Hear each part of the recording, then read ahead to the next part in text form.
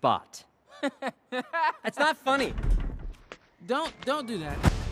Welcome back, everyone. It's Charlie. Big surprise, Marvel and Sony dropped a brand new Spider-Man Across the Spider-Verse trailer with a whole bunch of new Easter eggs, a whole bunch of new versions of Spider-Man, and the most epic pointing meme that you have ever seen. Like literally every single version of Spider-Man that ever was on the Spider-Force here pointing at each other at the same time. They even literally referenced the events of Spider-Man No Way Home with MCU Spider-Man and Doctor Strange. Don't even get me started on Doctor Strange and the little nerd back on Earth 1999-99. Basically everyone that knew that I was Spider-Man before should still know! Did it work? There's even a horse version of Spider-Man. I'll explain who that is because he is out of the Spider-Verse comics. If you're brand new to the channel, be sure to subscribe to get all the videos. There'll be a bunch more trailers for this and other things coming up really soon. It's kind of like Trailer Fest the last couple of days. They start the trailer with Miles Morales narrating the last couple of years. He's already wearing his newer version of his Ultimate Spider-Man costume. You notice the logo's a little more polished? That's how you know he's wearing the new suit. He explains what's been happening the last couple of years, like he's still trying to make his way through school. They have a couple funny moments with that, but he's been busy just trying to save people around his neighborhood. He's experiencing a lot of the classic Spider-Man tropes where he's never on time for anything. Everybody thinking about Tobey Maguire Spider-Man 2, it's pizza time. Joe's 29-minute guarantee is a promise, man. Peter Parker never being dependable. Now Miles Morales is having the same problem, like you're never on time, you're never around when we need you, because he's busy out trying to be Spider-Man. He winds up meeting the main villain of the movie, the Spot, for the first time. He's voiced by Jason Schwartzman. The Spot is from the comics. You basically see his powers here where he can open up portals. He winds up being very hard to fight because he can open up portals all over his body of different sizes too.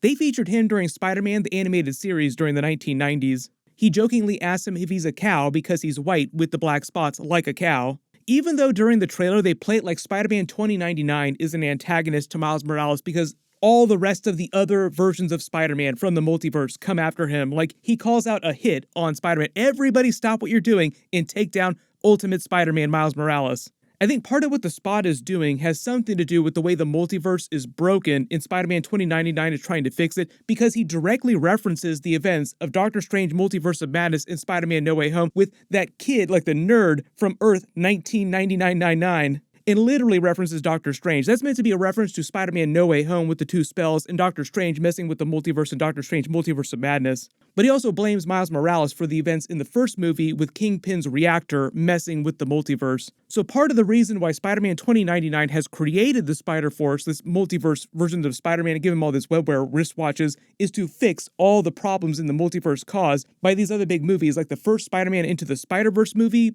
the problems that they caused during Doctor Strange Multiverse of Madness with the incursions, and the problems that they caused in Spider-Man No Way Home, where Tom Holland MCU Spider-Man messed up the spell and started pulling all the different versions of villains to his Earth, as well as other versions of Spider-Man too. There was a rumor that they would reference Tobey Maguire and Andrew Garfield Spider-Man during this too. I didn't see them specifically in the trailer, but because they're referencing the events of Spider-Man No Way Home, you could look at that as a reference to those characters.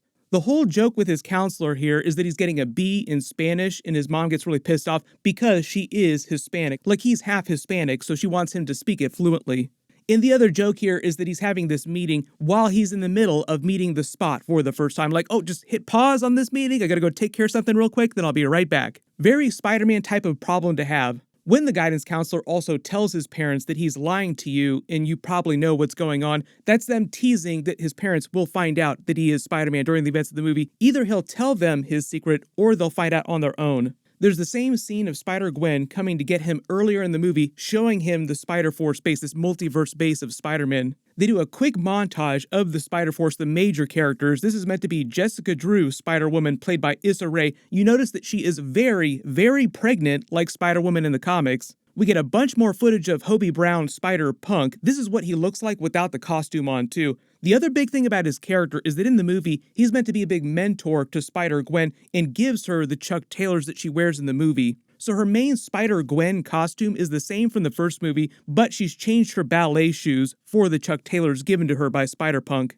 The other things you notice in this scene is the way they animate his music playing like it's a very punk rock looking animation style. They said that they did that for all the different characters. Like when you go to Spider-Man India's world in this city of Mumbai, which is kind of like their version of New York in that world, the way they animate everything on that Earth completely changes, but the characters themselves each keep their unique animation style. They had an army of people animating this. You have to imagine, okay, we're going to animate different parts of this movie in completely different ways.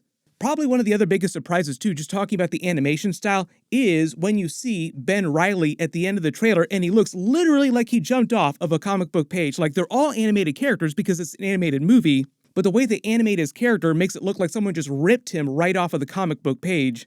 We get to see Spider-Man India swinging around on his world. If the voice sounds familiar, that's because it's Karen Sony who plays Dopinder in the Deadpool movies. He's coming back in Deadpool 3 too, so now he's also coming into the MCU in live action. We get the same scene of Miles Morales seeing the Spider-Force base for the first time from that first trailer, with the billion different versions of Spider-Man, and the joke that it's just the lobby. Like, you think this is fantastic, it gets way crazier than this. I already did a much longer video pointing out every single different version of Spider-Man, who they are, so I'll link that video down below in the description. But just to mention a couple of my favorite ones here. On the left is Spider-Cop, behind him seems like the Mangaverse Spider-Man. Zoom out again, you see the Bombastic Bagman. Next to him, I believe, is a variant of Flash Thompson Spider-Man from the comics wearing the Midtown High Letterman jacket. This is Anya Corazon. This is Superior Spider-Man. This is Six-Armed Spider-Man who grabs him with all of his arms, along with a version of the classic Spider armor. This is one of the newer Spider armor suits. It could also be the Fortnite version of Spider-Man 2. Then this isn't meant to be MCU Spider-Man Tom Holland. This is still PS4 Spider-Man, the same red variant next to him, and what looks like a suit from the later Secret Wars event. This is Kane over on the left, for those of you hoping that Kane would be in here. There's also Spider-Monkey up top. Spider-Gwen starts explaining how everything works, who Spider-Man 2099 is. Miguel O'Hara, you see him fighting a version of the Vulture, which looks much more like comic book Vulture. She basically explains what happened at the end of the first movie in the post-credit scene, where he created the webware wristwatches and started to create the Spider-Force and try to fix all the different tears in the multiverse. Like everybody causing incursions all over the place, which is what they're doing in Marvel Phase 4, Phase 5, and Phase 6 with this whole Kang the Conqueror storyline in the Council of Kangs. So it's kind of like they're tying the events of this movie and all these problems in the multiverse to what's happening in Avengers 5 Kang Dynasty and Avengers 6 Secret Wars. Which also makes me think that at the end of these two movies, because they just did the Avengers Infinity War and Avengers Endgame thing with Spider-Man Across the Spider-Verse, so instead of one movie, they actually split it into two. The third movie now, which is basically like part 2 of Across the Spider-Verse, is called Spider-Man Beyond the Spider-Verse. I think that during Spider-Man Beyond the Spider-Verse, he is going to come into live action, so like we'll see this Miles Morales in live action. It'll just be the same version. That's probably why they've been waiting to cast a live-action version of the character, because it's going to be the version that we've seen in the Spider-Verse movies so far. We get another shot of the characters walking from a different angle in the Spider-Force. This one up front on the right seems like a classic version of the 616 Spider-Man. The one behind him in the armor seems like a version of Fortnite Spider-Man.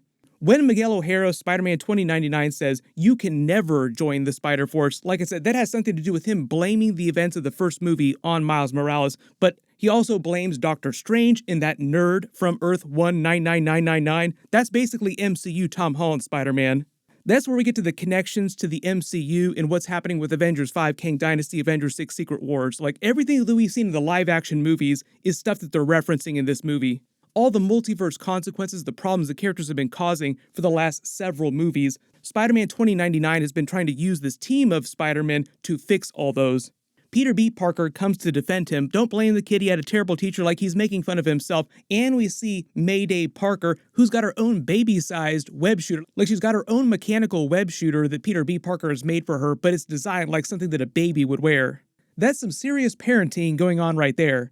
Later in the trailer, you see that she's wearing a baby bonnet, but it's knitted to look like a Spider-Man mask. Like, they've knitted her a Spider-Man mask bonnet, foreshadowing her becoming a version of Spider-Woman eventually.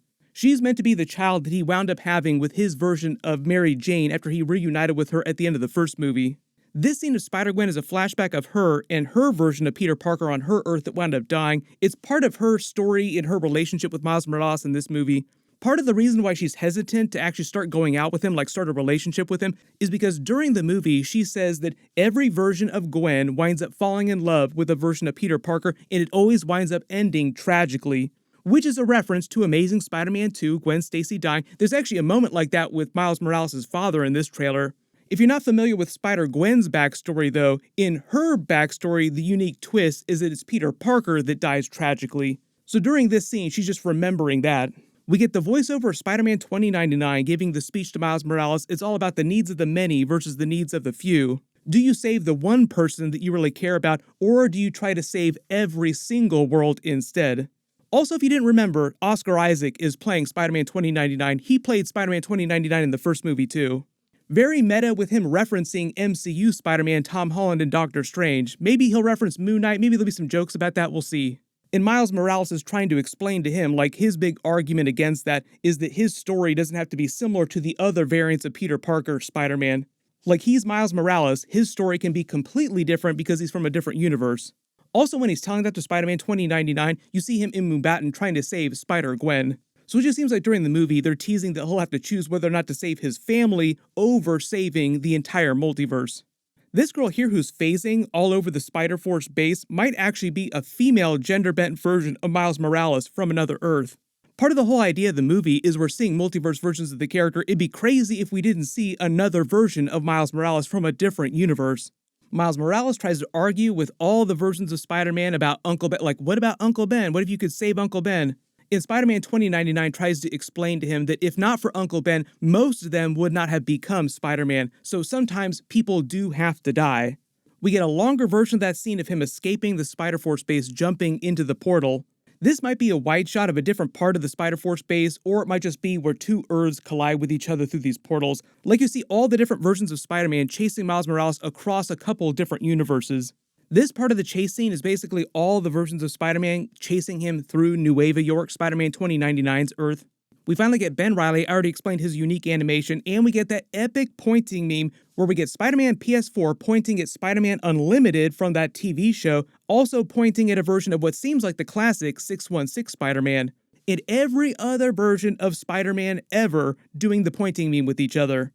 Then they have a scene very similar to the Iron Man 3 post-credit scene where the Hulk was giving therapy to Iron Man, where you have the business suit Spider-Man giving therapy to this classic 616 version of Spider-Man. And it seems like he's explaining his past trauma with Uncle Ben's death. As the entire Spider-Force, all these versions of Spider-Man, crash through this universe chasing Miles Morales. And probably one of my new favorite versions in the trailer that we haven't seen in previous trailers is this horse version of Spider-Man. He is from the Spider-Verse comics. His name is Widow. His writer is a version of Spider-Man as well, who's a cowboy named Webslinger. Everyone let me know in the comments what's your favorite Easter egg from the trailer. Like, what's your favorite new version of Spider-Man that we saw in this trailer that wasn't in the previous trailers? Most people are probably going to say Ben Reilly or the horse version of Spider-Man, or the big Doctor Strange and MCU Tom Holland Spider-Man call-out. There's so many Easter eggs and references in the trailer, you could look at this all day and still find new stuff. So if there's any big ones that you spotted that I didn't talk about in the video, just write them below in the comments. Everyone click here for my brand new Marvel Secret Invasion trailer video, and click here for that brand new Blue Beetle trailer video and Easter eggs. Thank you so much for watching, everyone stay safe, and I'll see you guys in the next one.